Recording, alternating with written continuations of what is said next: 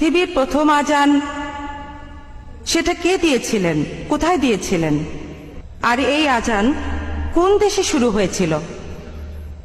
বোন, আপনি প্রশ্ন করলেন যে আজানের উৎপত্তি কিভাবে হয়েছে, কোন দেশে হয়েছে, আর সেটা কিভাবে শুরু হয়েছে।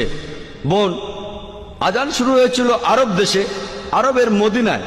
আর সহিহ হাদিসে উল্লেখ করা আছে যে মদিনায় মসজিদ তৈরি করার পর নবীজি এবং সাহাবারা সালাতের ব্যাপারে আলোচনা করছিলেন, কিভাবে মানুষকে আহ্বান করা হবে। কেউ কেউ বলল ড্রাম বাজাও, কেউ বা বলল শাক বাজাও, এক একজন এক এক কথা বলল। হাদিস বলছে তখন একজন লোক, সেই লোক তার স্বপ্নের মধ্যে আজান শুনল। সে শুনল আজানের আওয়াজ, যেটা আমি আগে বলেছিলাম মানুষের কণ্ঠে।